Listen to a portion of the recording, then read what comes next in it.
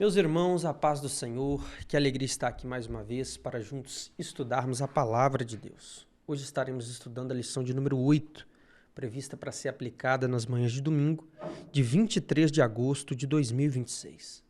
O tema da nossa lição, despedida em Éfeso, entre lágrimas e alertas. Pedimos a você que porventura ainda não é inscrito no canal da Assembleia de Deus Ministério Floresta, você é o nosso convidado para acompanhar semanalmente o conteúdo que é postado pela nossa igreja. Pedimos a você também que curta esta pré-aula, compartilhe esse vídeo nas suas redes sociais.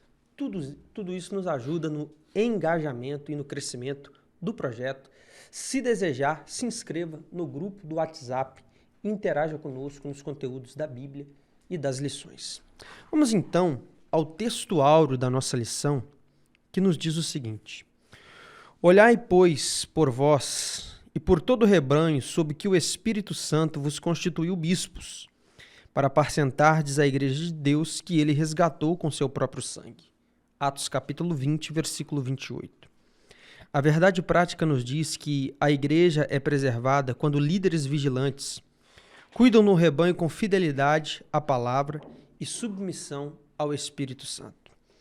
A nossa leitura bíblica em classe se encontra em Atos capítulo 20, do versículo 17 ao 25, e depois do versículo 36 ao 38, e diz-nos assim: De Mileto mandou a Éfeso chamar os anciãos da igreja, e logo que chegaram junto dele, disse-lhes: Vós bem sabeis, desde o primeiro dia em que entrei na Ásia, como em todo esse tempo me portei no meio de vós, servindo ao Senhor com toda humildade e com muitas lágrimas e tentações que pelas ciladas dos judeus me sobrevieram. Como nada que útil seja, deixei de vos anunciar e ensinar publicamente e pelas casas, testificando tanto a judeus como a gregos a conversão a Deus e a fé em nosso Senhor Jesus Cristo. E agora, eis que ligado eu pelo Espírito vou para Jerusalém, não sabendo o que lá há de me acontecer, senão o que o Espírito Santo de cidade em cidade me revela, dizendo que me esperam prisões e tribulações. Mas em nada tenho minha vida por preciosa, contanto que cumpra com alegria minha carreira e o ministério que recebi do Senhor Jesus, para dar testemunho do Evangelho da graça de Deus. E agora, na verdade, sei que todos vós, por quem passei pregando o reino de Deus, não vereis mais o meu rosto. E havendo dito isto, pôs-se de joelhos e orou com todos eles.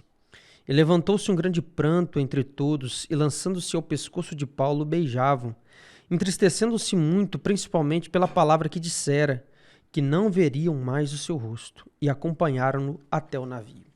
É com alegria receber aqui mais uma vez o professor, nosso irmão evangelista Elcio, que faz parte da nossa grade de professores da EBD local. Meu querido, seja muito bem-vindo. Está com oportunidade para sua saudação e notas introdutórias. Meus irmãos, a paz do Senhor. É um privilégio muito grande de, uma vez mais, poder participar, desta pré-aula, que o Senhor Jesus possa continuar abençoando todos vocês que nos ouvem e que a graça do Senhor possa repousar sobre a vida de cada um de vocês. Pois bem, Atos capítulo 20 registra um único discurso de Paulo dirigido exclusivamente a líderes cristãos.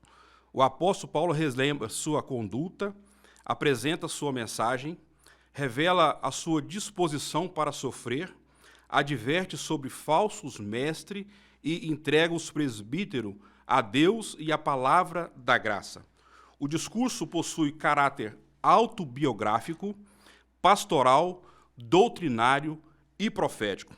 Paulo fala como alguém que conhece o rebanho, os perigos da igreja e a responsabilidade dos líderes. Suas lágrimas conferem humanidade às advertências, enquanto sua firmeza doutrinária demonstra zelo pela verdade. O ministério saudável nasce quando caráter, palavra, amor e vigilância permanecem unidos. Evangelista Jadson. Meus amados irmãos, a paz de nosso Senhor e Salvador Jesus Cristo. É com alegria que nós já superamos mais da metade desse trimestre. Estamos hoje na lição de número 8, despedida em Éfeso entre lágrimas e alertas. O sábio pôde dizer que há tempo para todas as coisas, não é isso? Há tempo para abraçar, há tempo para deixar de abraçar. Há tempo para começar uma obra e há tempo para concluí-la. Há tempo para começar um ciclo, desenvolvê-lo e tempo também para encerrar um ciclo.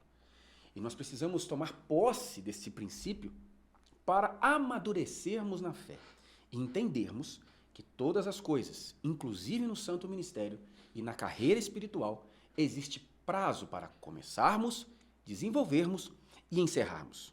Paulo, ele está aqui se despedindo dos presbíteros da igreja de Éfeso. E ele está a caminho de Jerusalém e ele tem a sensação, dada pelo Espírito Santo de Deus, que dias ainda mais difíceis o aguardam.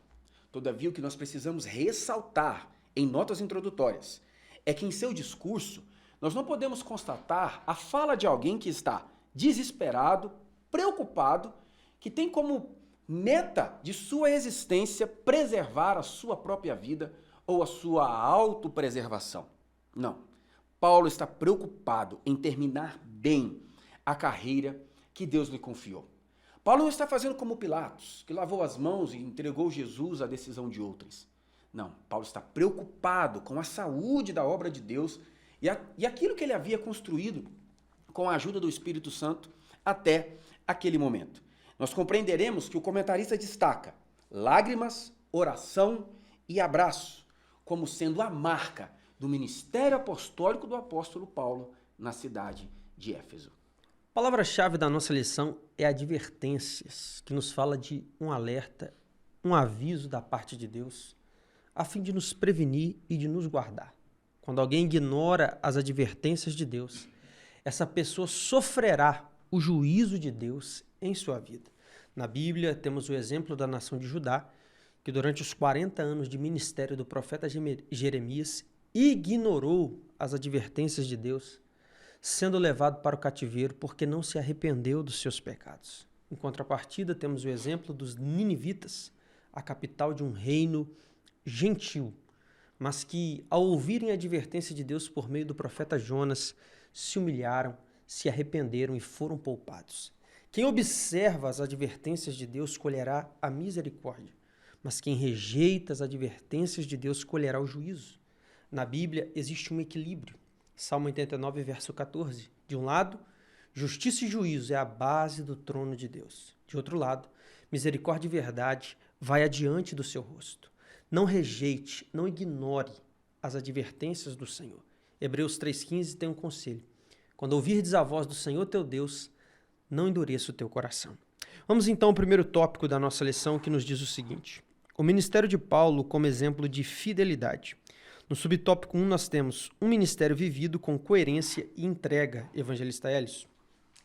Meus irmãos, o apóstolo Paulo, ele apresenta a sua própria trajetória como evidência da graça de Deus. A sua autoridade vinha da coerência entre aquilo que pregava e aquilo que vivia. A fidelidade de Paulo pode ser observada aqui pelo menos em 4 áreas. Primeira delas, a fidelidade na sua conduta. Segundo, a fidelidade na sua mensagem. É claro que a mensagem vinha do Senhor diretamente para ele. E terceiro, a fidelidade em meio ao sofrimento. Quarto, fidelidade diante do futuro. Então, a palavra aqui desse primeiro tópico, fidelidade, o termo grego pistos significa fiel, confiável, digno de confiança e constante.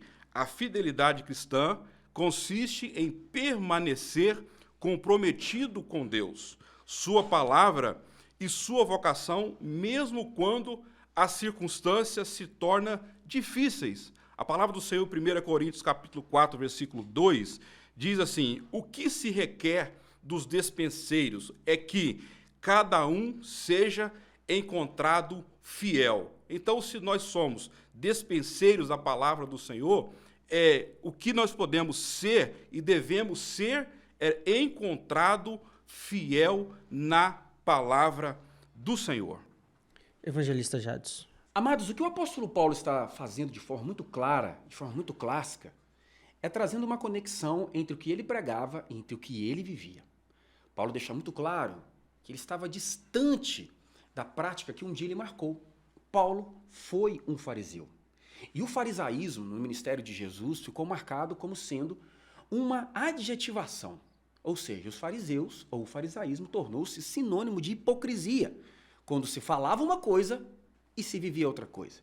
Esses ferrenhos opositores de Jesus foram desmascarados por Jesus diversas vezes, Cristo lançando-lhes o rosto. Vocês são sepulcros caiados, porque vocês por fora são uma coisa, mas por dentro são outra coisa completamente diferente. E o apóstolo Paulo está mostrando aqui a coerência daquilo que ele foi, entre aquilo que se prega e aquilo que se vive. É o que nós podemos compreender de Atos capítulo 20, versículo 17 e 18. Vós bem sabeis, desde o primeiro dia. Esta é uma expressão muito significativa, porque o apóstolo Paulo poderia tão somente confiar na memória daqueles que puderam testemunhar como foi o seu santo ministério. Todavia, ele ativa na mente deles a recordação perene daquilo que de fato e a maneira como ele se comportou. E nós podemos ver que a coerência do serviço do apóstolo Paulo pode ser marcada por duas características essenciais: humildade e lágrimas. Paulo tinha autoridade apostólica. Paulo tinha autoridade cultural. Paulo tinha autoridade legal. Todavia, o apóstolo Paulo se fez de escravo em favor da obra de Deus. Isso define a atitude de alguém que é humilde. Paulo não era praticante da falsa modéstia, que é a marca dos hipócritas. Aqueles que se comportam como se fossem humildes, mas na verdade fazem dessa atitude um instrumento de autopromoção. Todavia, quando nós olhamos para a palavra de Deus, Marcos capítulo 10, versículos 43 e 45, nós sabemos que o próprio Filho do Homem veio para ser servido, para entregar a sua vida. Para servir, não para ser servido, mas para entregar a sua própria vida. O segundo aspecto que eu gostaria de ressaltar são as lágrimas. Paulo serviu também com lágrimas. Mais adiante, em Atos 20 e 31, ele recorda que durante 3 anos advertiu os irmãos de dia e de noite, inclusive com lágrimas. Isso revela o sofrimento enfrentado e superado por resiliência pelo apóstolo Paulo. O ministério coerente de verdade, ele possui verdade na boca e compaixão no coração. O evangelista João, no capítulo 11, versículo 35, registra: Jesus chorou. Cristo tinha poder para ressuscitar Lázaro, mas isso não o tornou indiferente à dor humana. O que nós podemos resumir em síntese: maturidade espiritual não significa tornar-se insensível. Podemos defender a verdade sem perder a ternura. Podemos corrigir alguém e ainda chorar por essa pessoa. O ministério de um obreiro exige pelo menos 2 coisas, segundo este ponto. Primeiro, a coerência. E coerência fala de exemplo, de caráter, de vida de acordo com aquilo que se prega, porque antes das pessoas ouvirem o que você vai falar, primeiro elas olharão para a vida que você vai viver. Em Atos capítulo 6, verso 3, por ocasião da escolha dos 7 diáconos, a primeira exigência foi: escolhei 7 varões de boa reputação. Isso nos lembra que se alguém não tem boa reputação, não serve nem para ser diácono da igreja. Porque se alguém quer ter posição, precisa cuidar da sua reputação. Em 1 Timóteo 3,2, Paulo coloca como primeiro requisito para o episcopado, para o ministério, para ser um presbítero da casa do Senhor: ele deve ser irrepreensível. E o que é irrepreensível? Alguém que não precisa de repreensão. Alguém que não precisa de disciplina. Pense nisso. Porque com o cargo vêm os seus encargos. E quanto maior a honra, maior a responsabilidade. Em segundo lugar, é necessário a entrega. Porque Deus não te quer pela metade, mais ou menos, em cima do muro. O diabo até aceita dividir você com Deus. Mas Deus não aceita dividir você com o diabo. Deus quer entrega. Deus quer você por inteiro. Deus quer você por completo. Com Deus não tem meio termo, porque disse Jesus em Mateus 12, verso 30. Quem comigo não ajunta é porque espalha. E quem não é comigo é contra mim. Evangelista Hélio, comentando para nós agora o segundo subtópico: a fidelidade apostólica como guarda da verdade. Meus irmãos, Paulo compreendia que a igreja somente permaneceria saudável se fosse alimentado com a verdade. o evangelista João, ele diz: conhecereis a verdade vos libertará. Em 2 Timóteo, capítulo 1, versículo 13 e 14, o apóstolo Paulo ele chama a atenção nessa palavra dirigida ao Timóteo, que foi o seu filho na fé: conserve o modelo das palavras saudáveis que você ouviu de mim. Paulo dizendo para ele: com fé e amor em Cristo Jesus, guarde o precioso depósito pelo Espírito Santo que habita em nós, ou em vós, né? Ele estava dizendo para ele também. E a expressão depósito aqui descreve algo valioso, confiado aos cuidados de outra pessoa. A doutrina apostólica foi entregue à igreja como um tesouro que precisa ser preservado, vivido e transmitido.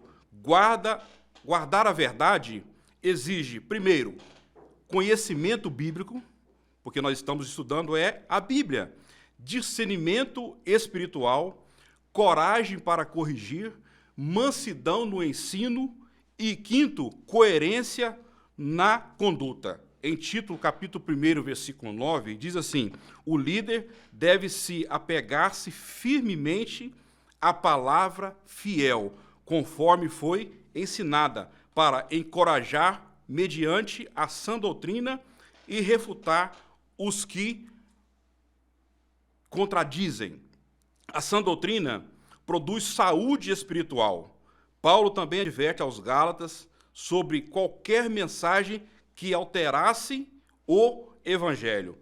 Em Gálatas, capítulo 1, versículo 8, ainda que nós ou um anjo do céu anuncie mensagem diferente daquela que já pregamos, seja rejeitado. Então o apóstolo Paulo estava chamando muita atenção, trazendo essas informações, né, para os presbíteros, para que, ainda que outros viessem com qualquer outro tipo de palavra, pregação, ou fizesse até mesmo, realizasse milagres, mas que era tudo aquilo que não passa pelo crivo da Bíblia, da palavra do Senhor, isso deveria ser rejeitado. O critério da verdade está na revelação apostólica registrada nas Escrituras. Experiências, tradições, visões e discursos precisam ser examinados pela palavra de Deus. A igreja permanece segura quando Cristo e seu evangelho continua ocupando o centro, o primeiro lugar, tendo a primazia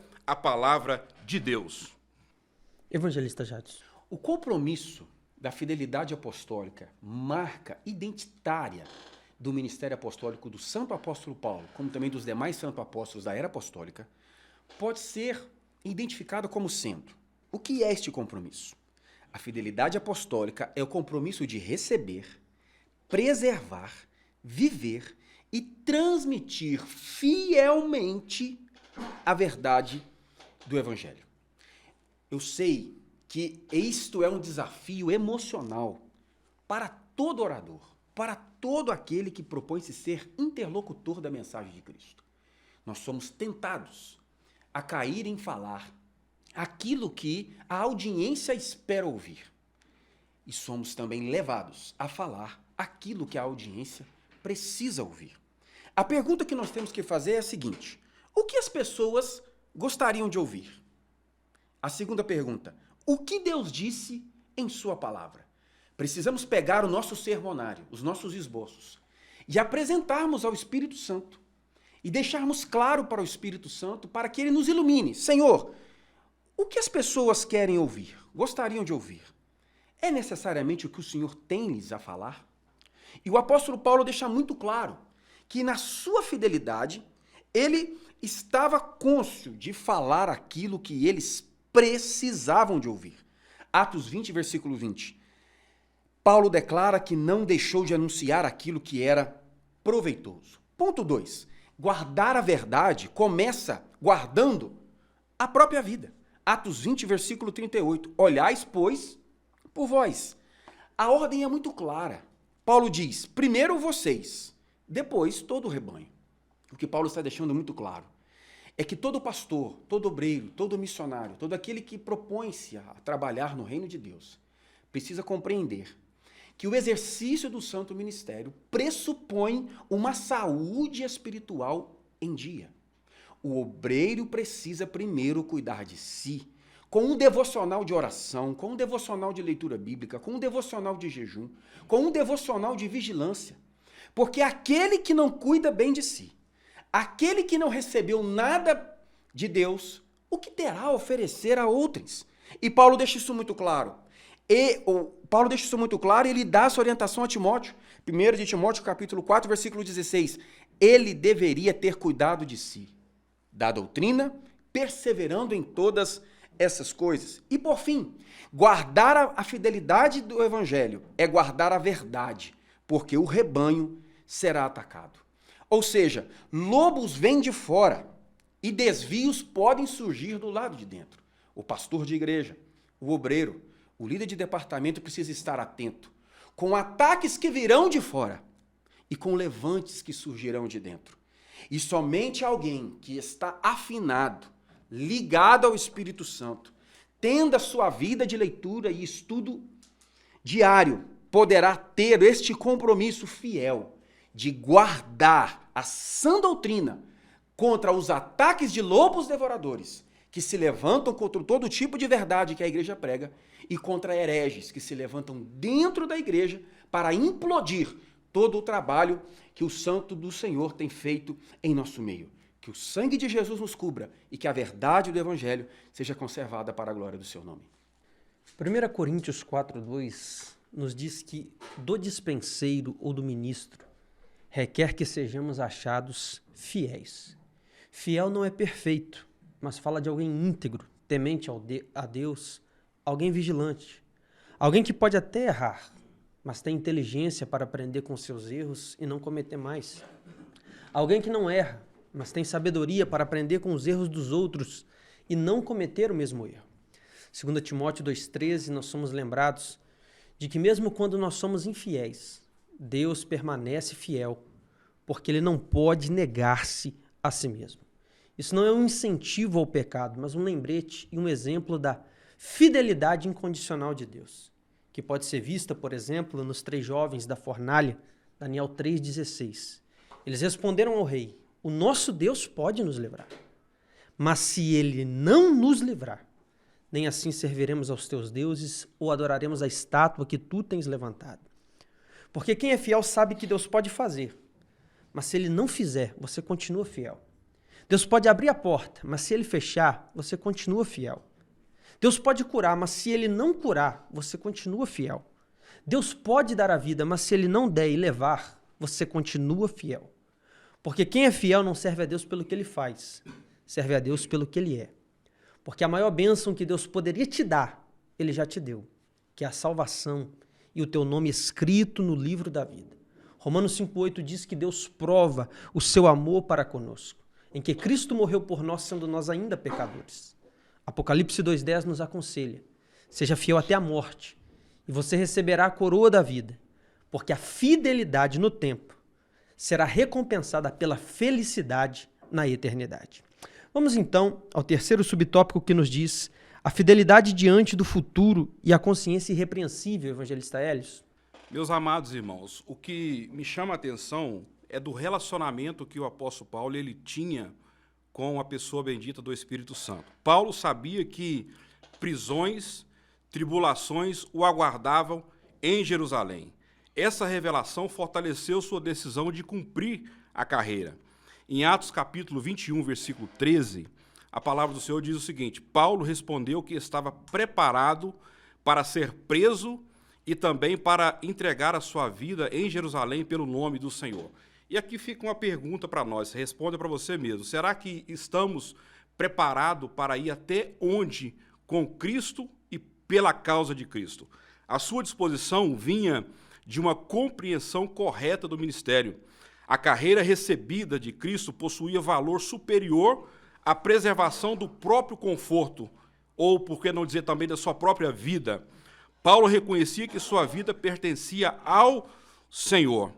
É claro que a palavra do Senhor em 2 Timóteo capítulo 4, versículo 7, essa palavra ele já estava podendo já proferi-la, porque dizia o seguinte: combati o bom combate, completei a carreira e guardei a fé. lá na frente ele pôde expressar dessa forma: a carreira cristã, meus queridos, possui começo, percurso e conclusão. O sucesso ministerial consiste em terminar aquilo que Deus confiou para nós. Paulo desejava alcançar o final com fidelidade. A sua consciência também estava limpa porque havia anunciado todo o conselho de Deus. Essa declaração possui relação com a responsabilidade do atalaia. Em Ezequiel está registrado, capítulo 37, versículo 7 ao versículo 9, bem claro, dizendo o seguinte: filho do homem, eu o constituí como sentinela para Israel. Ouça a palavra da minha boca e transmita a minha advertência ao povo. O atalaia tinha uma responsabilidade de observar, de ouvir e advertir. O ministro precisa conhecer a condição do rebanho. Para quê? Para ouvir a palavra e anunciar aquilo que Deus revelou para ele. A omissão doutrinária produz culpa.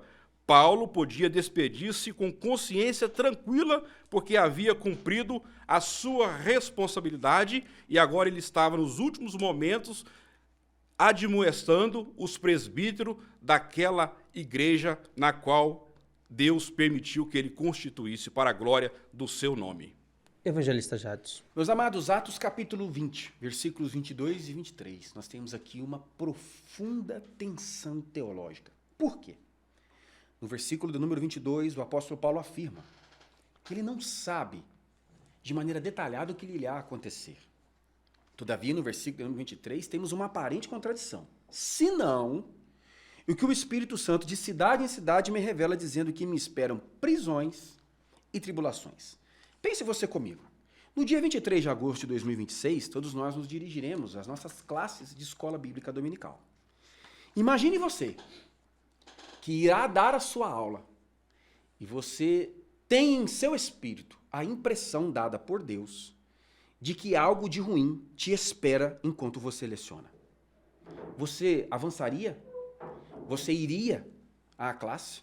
Sabendo que o produto de sua aula poderia ser um mandado de prisão sumária contra você.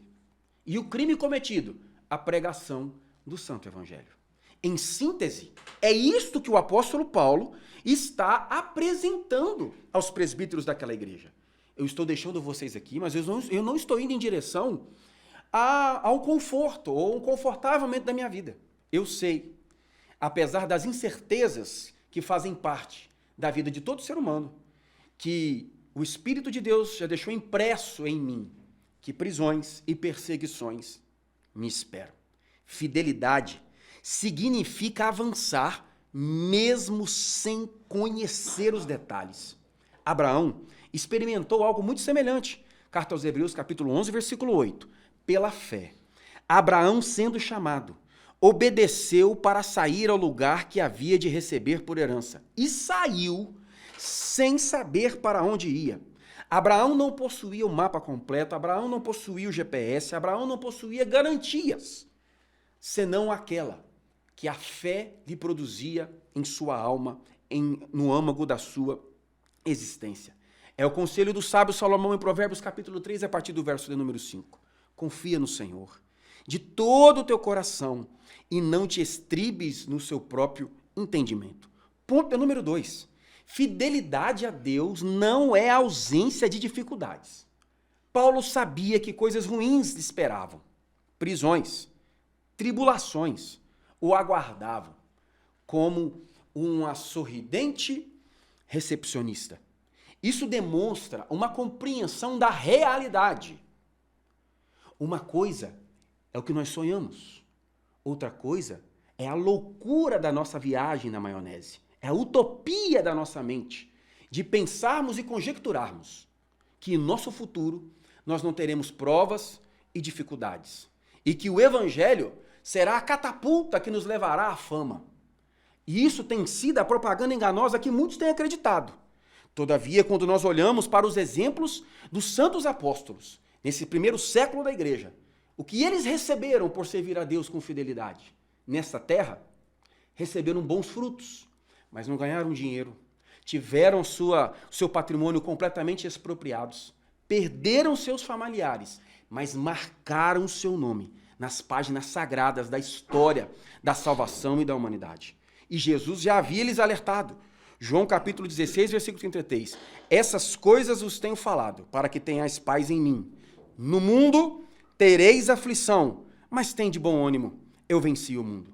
A promessa de Cristo para o obreiro e para a obreira não é um mundo e um ministério sem tribulações. A promessa de Cristo é a sua presença e a vitória em meio às tribulações. Paulo, posteriormente, ele expressa esse princípio ao seu amado filho na fé, Timóteo, na sua segunda epístola, capítulo 3, versículo 12. E também, todos os que piamente querem viver em Cristo, Jesus, padecerão perseguições. Portanto, as dificuldades são as marcas identificatórias na vida de um obreiro que leva a sério o santo ministério, que leva a sério a vida com Deus e que respeita a igreja, a noiva de Cristo. Atos 20, verso 24. Paulo diz: em nada tenho minha vida por preciosa, contanto que cumpra com alegria a carreira que me está proposta. Portanto, Paulo deixa claro que ele não tem medo da morte. Ele tem medo de não cumprir o ministério que Deus lhe confiou. Ele tem medo de não completar a carreira que lhe foi proposta. Uma consciência irrepreensível, como frisa esse ponto, só é possível quando você tem convicção do seu chamado. Quando você tem certeza de que está aonde Deus quer que você esteja. Fazendo o que Deus quer que você faça. Indo aonde Deus quer que você vá e sendo aquilo que Deus quer que você seja. Portanto, fica o conselho. Nunca entre por uma porta que Deus não abriu, porque o melhor lugar para se estar ainda é no centro do querer e da vontade de Deus. Pois Romanos 12:2 nos lembra que a vontade de Deus é boa, perfeita e agradável. Paulo tinha uma consciência tão irrepreensível, tão limpa, que prestes a ser decapitado no gladio romano por ordem do imperador Nero, ele escreve a sua segunda carta a Timóteo, no capítulo 1, verso 12, ele diz: eu sei em quem tenho crido, e eu sei que ele é poderoso para guardar o meu depósito até aquele dia, nos ensinando que crente não tem que ter medo da morte, crente tem que ter certeza da salvação. Vamos então ao tópico de número 2 da nossa lição, que nos diz o seguinte: advertências aos presbíteros contra os falsos mestres. E no subtópico 1, o Espírito Santo como originador do ministério pastoral. Evangelista Elis. Paulo, meus irmãos, ele apresenta o rebanho como propriedade de Deus e os líderes como supervisores constituídos pelo Espírito Santo. A igreja enfrenta perigos externos e internos. Lobos entram no rebanho e homens se levantam de dentro da comunidade para atrair discípulos. Olha o perigo. A resposta apostólica envolve vigilância, doutrina e cuidado pastoral. Essa é uma também das responsabilidades de um pastor. A vigilância espiritual consiste em perceber perigos antes que produzam destruição. 1 Coríntios capítulo 16, versículo 13, diz assim: permaneçam vigilantes, firmes na fé, corajosos e fortalecidos. O líder vigilante, ele observa 3 áreas, pelo menos. Está destacando aqui. Primeiro, a sua própria vida. Segundo, a condição do rebanho. Terceiro, os ensinos que circulam na igreja. Observa que o Espírito Santo, como um originador do ministério pastoral, Paulo afirma que o Espírito Santo constituiu os líderes como bispo sobre o rebanho. Em Atos capítulo 20, essa expressão descreve aspectos complementares do mesmo serviço.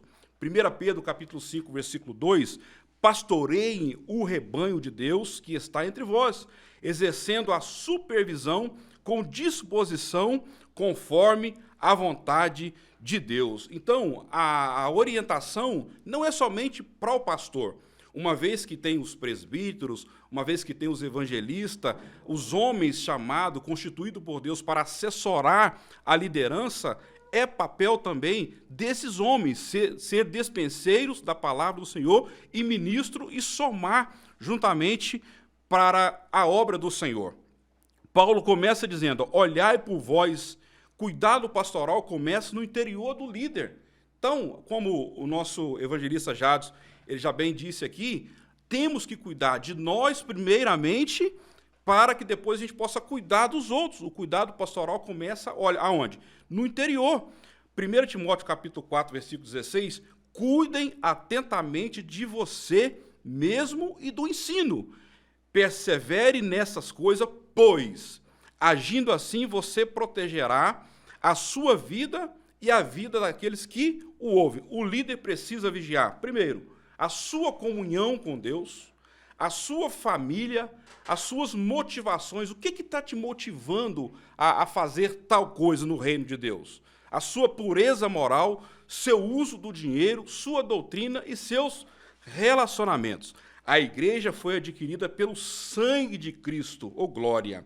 Comunica assim, dessa forma, adquirir, preservar como propriedade especial. Cada crente possui valor porque Cristo entregou a sua vida por ele. E para fechar, 1 Pedro, capítulo 1, versículo 18 e 19, vocês foram resgatados de sua antiga maneira de viver pelo precioso sangue de Cristo, como um cordeiro puro e sem defeito. Glórias ao nome do Senhor. Evangelista Jatos. Atos capítulo 20, versículo 28. Olhais, pois, por vós e por todo o rebanho, sobre o que o Espírito Santo vos constituiu bispos, para apacentardes a igreja de Deus que ele adquiriu com seu próprio sangue. Nós temos aqui uma lógica pedagógica no conteúdo da revelação, ou da palavra rema, contida nesse texto, nesse versículo. Primeiro, o Espírito Santo constitui. Os presbíteros supervisionam. O rebanho pertence a Deus e foi Cristo quem pagou o preço por ele. Portanto, a igreja, como corpo místico, do qual Cristo é a cabeça, ela não é propriedade pessoal de ninguém. Ninguém pode negociar o preço da igreja e a sua propriedade. O pastor é o servo e mordomo daquilo que pertence a Deus, qual seja a sua igreja, o edifício de Deus, a lavoura de Deus. O ministério pastoral, ele sempre começará com a iniciativa do Espírito Santo. Paulo não diz simplesmente, vocês decidiram tornar-se líderes, vocês concorreram-se em um concurso público, em um certame de disputa, em um processo licitatório para tornarem-se bispos presbíteros. Não. Foi o Espírito Santo quem vos constituiu bispos, presbíteros ou pastores. A igreja reconhece. O corpo ministerial examina. As conveniências administrativas envia aos seus ministros. Mas é o Espírito Santo quem chama, quem levanta, quem capacita e quem garante.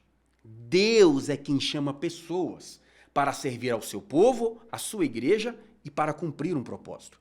Encontramos esse mesmo princípio do Espírito Santo na vocação missionária de Barnabé e Paulo, ou de Barnabé e Saulo. Ponto número 2.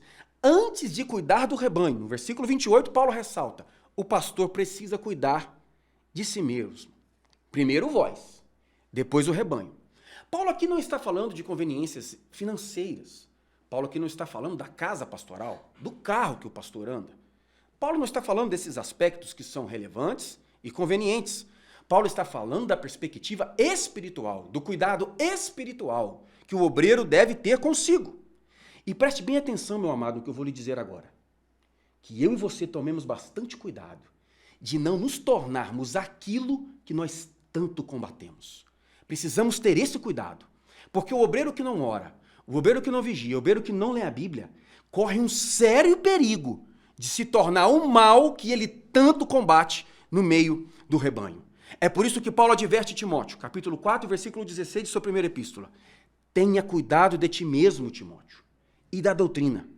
Persevera nessas coisas, porque fazendo isso, te salvarás. O que adianta o obreiro ganhar o mundo inteiro e perder a sua própria vida.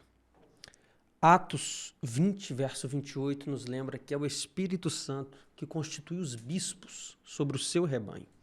Bispos aqui sinônimo de presbíteros, supervisores, pastores, responsáveis pelo rebanho de Deus.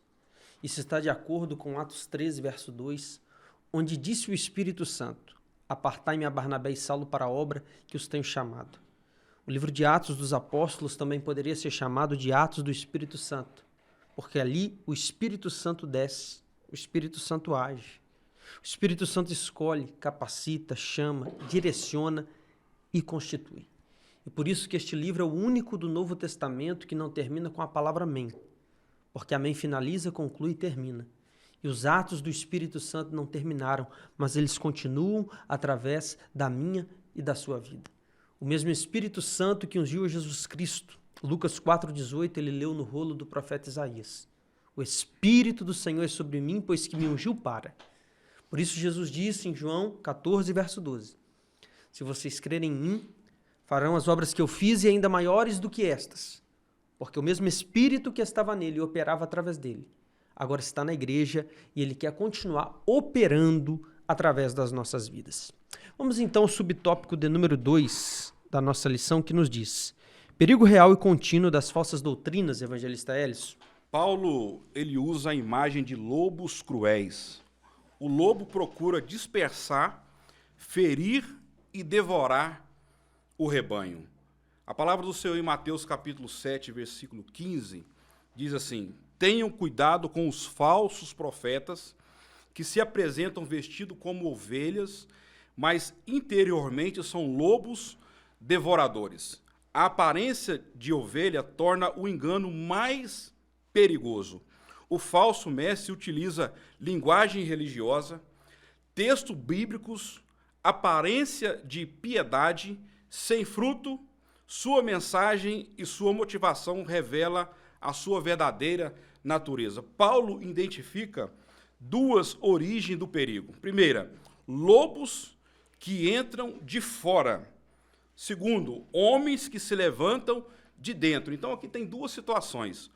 Uns que se levantam vêm de fora e outros que possam levantar de dentro do próprio convívio da igreja. Os falsos mestres de dentro falam coisas pervertidas que atraem discípulos, distorce a verdade a fim de desviar pessoas, mas fazer discípulos para si próprios.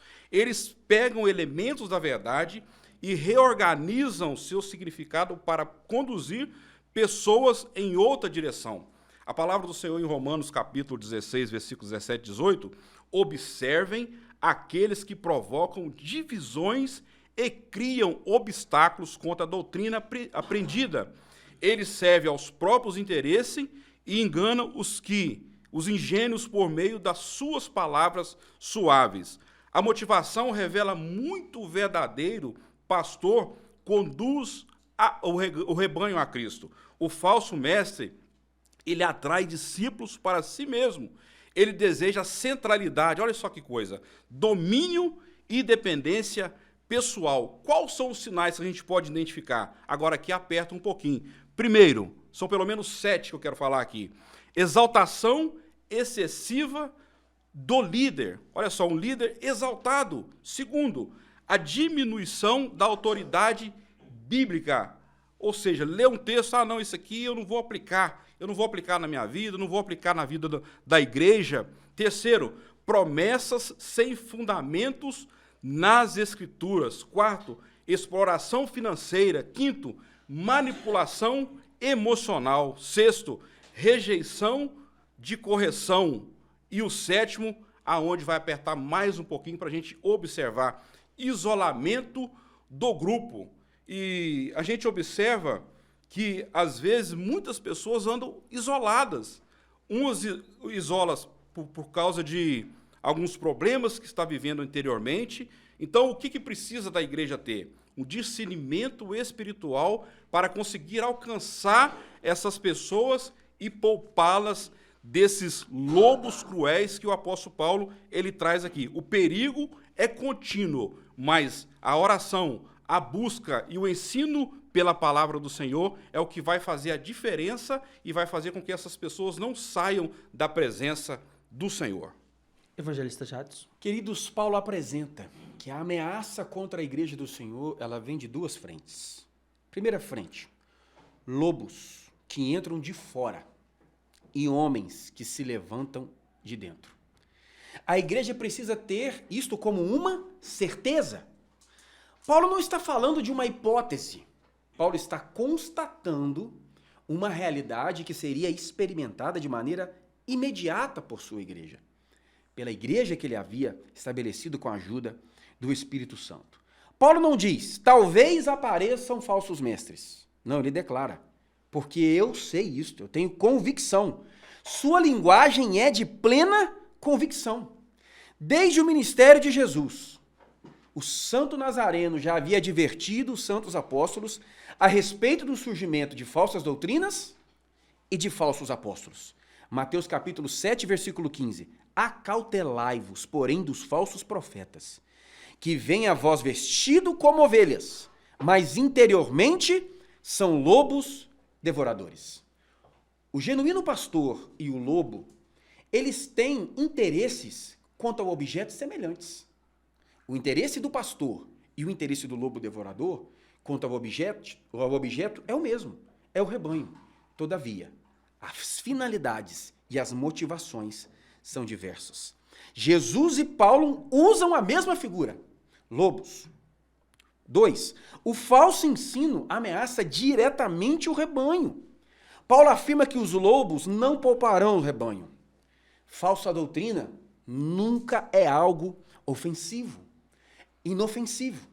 É por isso que precisa estar muito claro na mente do pastor, na mente do ensinador, aquilo que é bíblico, aquilo que é extra-bíblico e aquilo que é antibíblico. Nós entendemos que dentro dessa realidade do que é bíblico, extra-bíblico e antibíblico, existe um rol de tolerância. Todavia, existe um ponto sensível. Tudo aquilo que se levanta contra o que é bíblico precisa ser rechaçado e precisa ser negado. É o que Pedro nos adverte em sua segunda epístola, capítulo 2, versículos 1 ao 3. O perigo vem de fora, Paulo declara, mas o perigo também pode nascer dentro da própria igreja. Nem todo ensino vem de pessoas que se declaram contrariamente à obra do Senhor.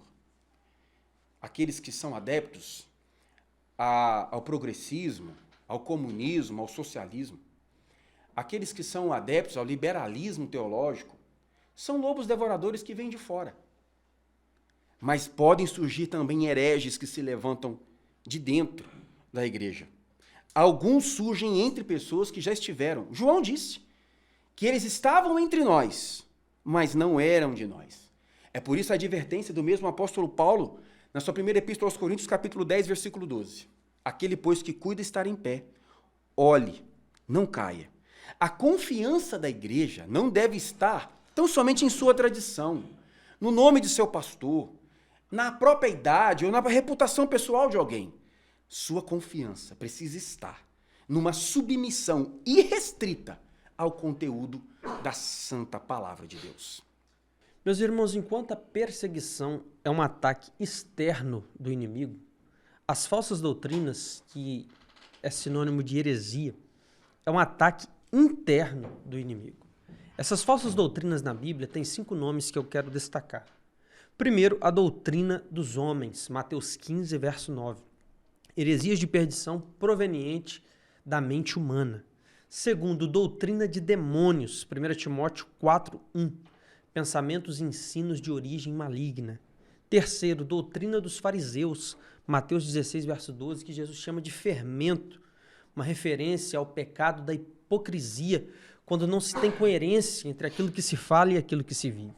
Em quarto lugar, a doutrina de Balaão, Apocalipse 2, verso 14, que ensinava e incentivava a idolatria e a prostituição, onde se troca a liberdade cristã pela libertinagem, enlarguecendo um caminho que é estreito. E, por fim, a doutrina dos nicolaítas, Apocalipse 2, verso 15, que ensina a carnalidade. É bom lembrar que o crente carnal é pior do que o ímpio. O ímpio está lá fora no mundo. O crente carnal está dentro da igreja, atrapalhando a obra do Senhor. Para que você não seja levado pela falsa doutrina, é necessário que você esteja firmado na fé e na palavra de Deus, para não ser levado, conforme Efésios 4,14, pelos ventos de doutrina. Toda falsa doutrina se baseia no acréscimo ou na subtração da palavra de Deus. Mas Jesus deixou uma advertência em Apocalipse 22, 18 e 19. Aquele que acrescentar o que está escrito, ser-lhe-á acrescentado as pragas que estão no livro. E aquele que subtrair o que está escrito, também será tirado a sua parte na árvore da vida que está citada no livro. Então creia e viva tudo o que está escrito. Somente o que está escrito e nada além do que está escrito na palavra de Deus, para você não incorrer em falsas doutrinas. Vamos então ao subtópico de número 3. Vigilância espiritual como dever permanente do pastor, evangelista Hélio. Paulo recorda que durante 3 anos ele advertiu cada pessoa com lágrimas. Olha só que coisa muito interessante. A vigilância de Paulo era contínua, pessoal e amorosa. Ele cuidava da coletividade e também alcançava indivíduos. Isso fala, queridos, de relacionamento. Observa só que, uma vez que ele se relacionava com aquelas pessoas, naquele momento de Éfeso, onde ele fundou uma igreja muito importante também, significa o quê? Colocar na mente, instruir, corrigir e aconselhar. Olha só, a palavra do Senhor diz: anunciamos Cristo, advertindo e ensinando cada pessoa com toda sabedoria, para apresentar todos maduros diante dele.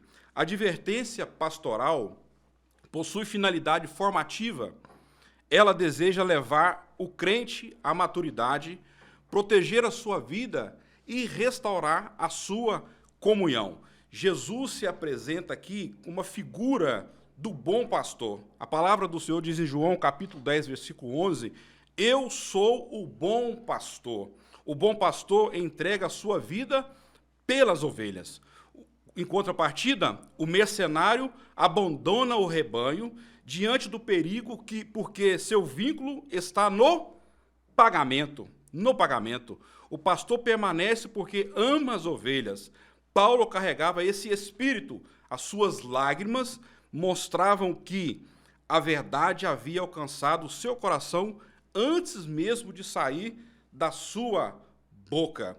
E eu fiquei me lembrando nesse momento, eu quero voltar um pouco quando ele passou em Corinto, a lição que nós já estudamos a respeito de Corinto, a gente nota-se que era uma cidade muito próspera financeiramente, mas porém com a decadência, pobreza completa espiritual. Se o apóstolo Paulo ele tivesse essa visão e se ele quisesse ser um mercenário, o lugar de ganhar dinheiro seria na igreja em Corinto, quando ele passou por lá, porque muitos lá tinham o dinheiro e valorizavam muito o dinheiro, mas ele sendo vigilante, aí a vigilância precisa ser exercida com o quê? Com oração, primeiro, conhecimento bíblico, com proximidade das pessoas, com coragem para corrigir, com lágrimas e compaixão e, por último, com exemplo pessoal, que possamos cumprir esses requisitos que nós estamos falando e, com isso, seremos felizes para a glória do nome do Senhor. Evangelista Jadson. Portanto, vigiai. A expressão, portanto, então, traz uma conexão com tudo aquilo que Paulo havia dito nos versículos anteriores, com a necessidade de vigilância que os obreiros e pastores deveriam ter. Paulo deixou claro, problemas, falsos pastores, hereges surgirão. Por conta disso, eu quero que vocês vigiem. O que é vigiar? De maneira muito breve e sintética, vigiar significa estar espiritualmente desperto, atento, consciente daquilo que está acontecendo. Em Marcos 13:33, Jesus, quando fala da teologia da vigilância, ele diz: olhai, vigiai e orai, porque não sabeis quando será o tempo. A vigilância cristã, portanto, envolve discernimento, oração e prontidão. O pastor que deixa de vigiar, pode perceber o perigo somente depois que o dano já aconteceu. o pastor precisa vigiar.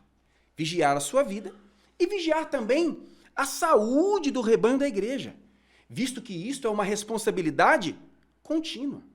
Essa expressão mostra permanência. Paulo diz, durante 3 anos, eu não cessei. A preocupação do apóstolo Paulo era que, se ele virasse as costas, tudo poderia estar perdido. A vigilância espiritual não possui férias. As férias servem para o descanso da mente, para o descanso do corpo, para o entretenimento da nossa alma.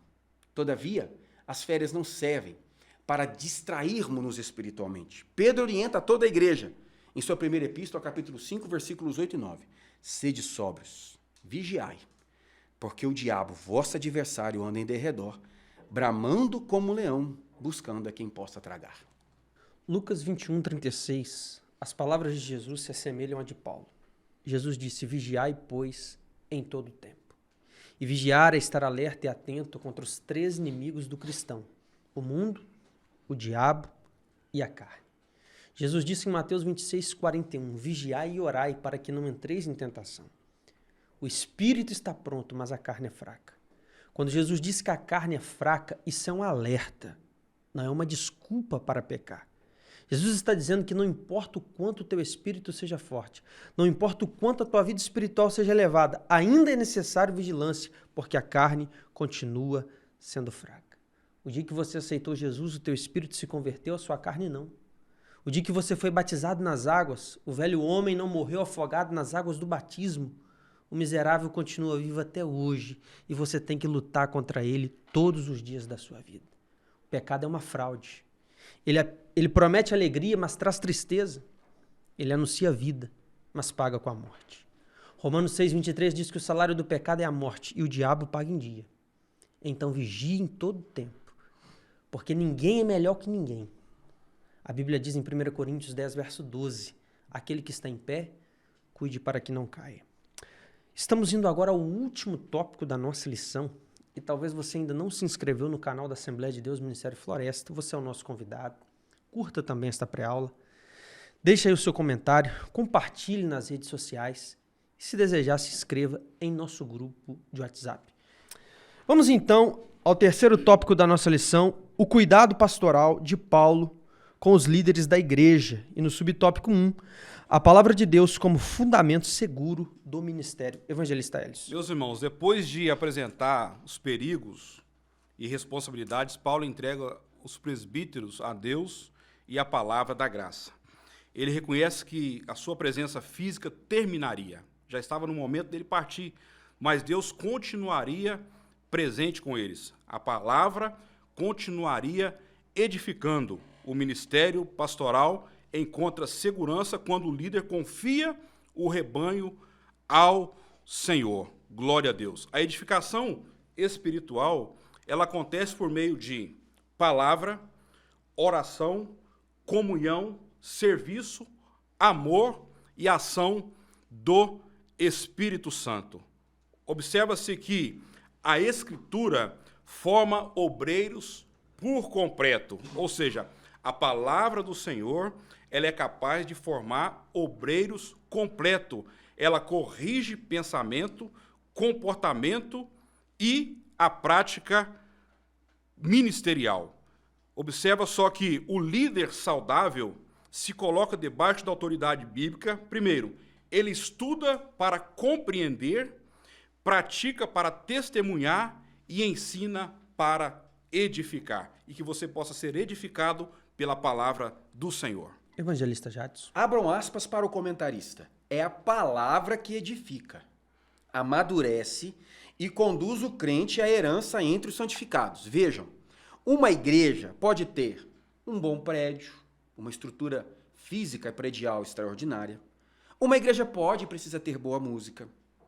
Uma igreja pode ser programada para o crescimento numérico. Todavia, porém, se ela não estiver edificada na palavra, ela continuará sendo uma igreja vulnerável. É por isso que nós temos o alerta apostólico para nós não sermos levados por ventos de doutrinas e modismos. Lembram-se do dente de ouro? Lembre-se da doutrina do caicai? Lembre-se da doutrina do riso no espírito. Lembre-se do G12.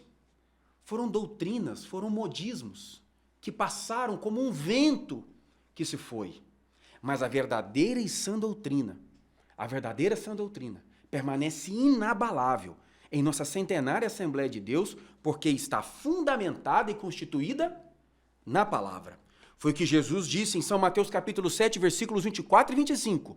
Todo aquele, pois, que escuta as minhas palavras e as pratica, assemelhá-lo-ei ao homem prudente, que edifiquei a sua casa sobre a rocha.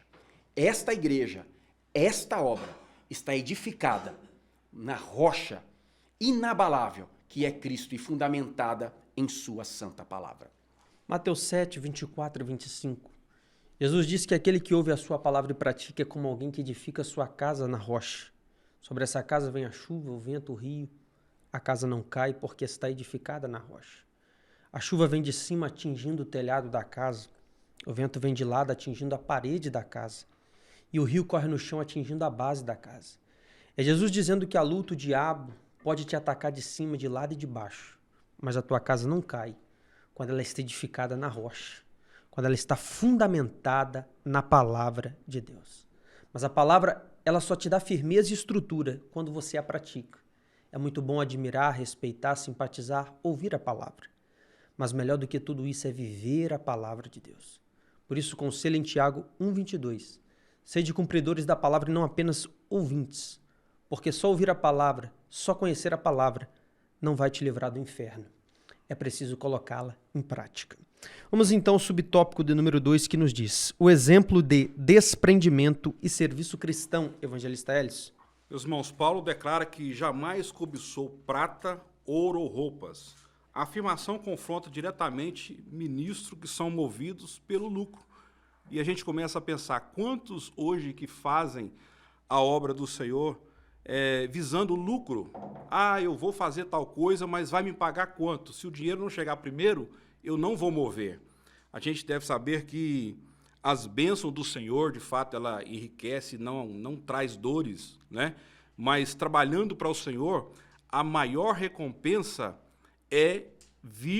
virá da parte do Senhor. Paulo trabalhava com as próprias mãos para não ter que pegar dinheiro dos irmãos, a não ser com algumas ofertas, para suprir as suas necessidades e ajudar seus companheiros. Seu trabalho manual perseverava sua liberdade ministerial e demonstrava disposição para servir. Então, que possamos aprender também nessa lição com a vida do apóstolo Paulo, referente a nos desprender daquilo que nos prende, para que nós possamos estar na presença do Senhor, cumprindo aquilo que Ele tem para nós na sua obra. Evangelista Jadson.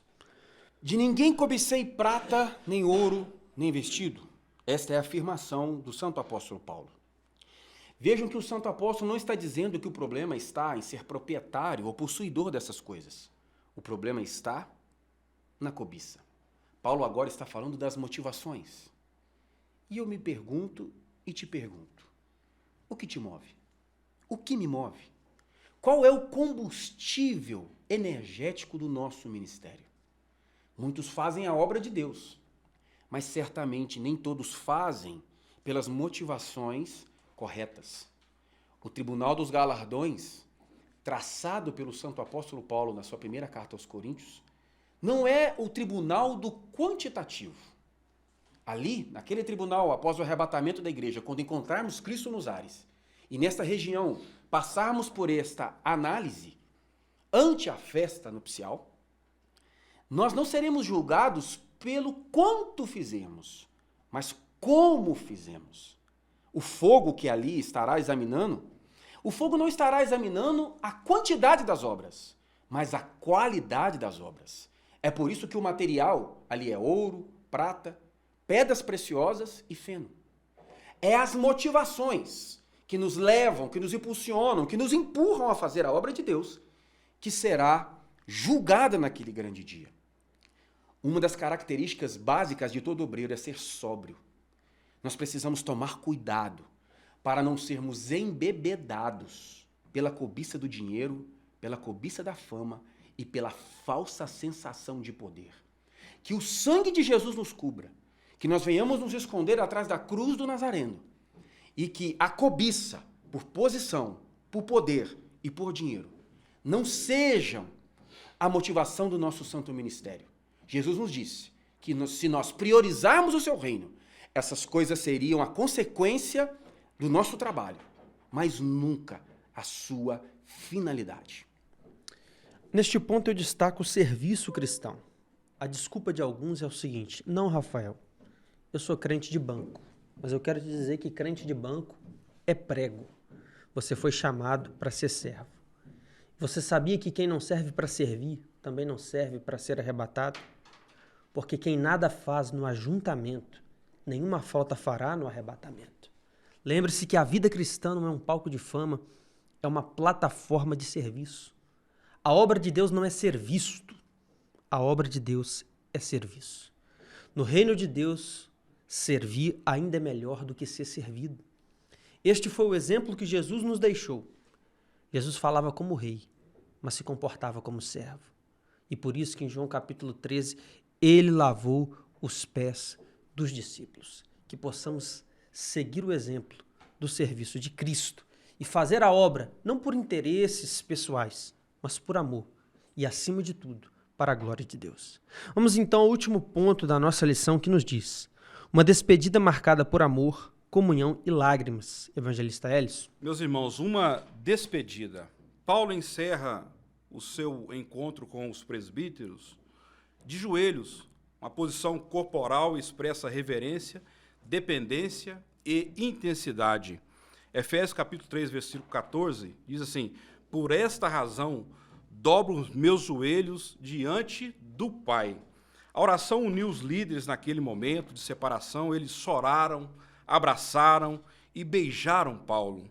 O vínculo havia sido construído durante anos, por que não dizer os 3 anos, havia sido construído e iria durar no coração deles por ainda muito tempo. Trabalho, provas e comunhão. Tudo isso o apóstolo Paulo passou com eles. As lágrimas de Paulo aparecem em diferente contexto. Primeiro, lágrimas provocadas por provações. Segundo, lágrimas durante as advertências. Lágrimas relacionadas ao amor pela igreja. E lágrimas, por último, na despedida. Diz a palavra do Senhor em Efésios capítulo 4, versículo 15, vivendo a verdade em amor, cresçamos em tudo naquilo que é a cabeça de Cristo. Observa que o apóstolo Paulo estava com o seu coração partido, porque estava chegando o momento dele despedir dos irmãos. Oh, glória! Foi muito bom para ele viver aquele momento, os ensinamentos, mas nunca podemos esquecer que ele tinha uma preocupação. Ele saindo, como que a obra do Senhor iria seguir dali por diante. Mas Deus, que é o dono da obra, ele é fiel para concluir a sua obra para a glória do seu precioso nome. Evangelista Jade. Atos 20, 37, e levantou-se um grande pranto entre todos. Jesus chorou. Paulo chorou. Agora todos estavam chorando. Aquelas lágrimas não eram lágrimas de tristeza, eram lágrimas de ternura, de amor. Paulo já havia mencionado quantas lágrimas ele havia derramado. E agora ele pôde ver a correspondência daquilo que ele também sentia. O ministério do apóstolo Paulo, assim como o de Jesus, foi marcado por suas lágrimas. O próprio Filho de Deus não considerou lágrimas incompatíveis com a força espiritual que todo homem de Deus e toda mulher de Deus precisa ter. Espiritualidade madura não é insensibilidade. Por isso, meu amado irmão, se tiver para chorar, chore. Extravase os seus sentimentos. Porque, como diz o reverendo pastor Napoleão Falcão, aqui na terra, as lágrimas são somente gotas, mas lá no céu, elas são palavras.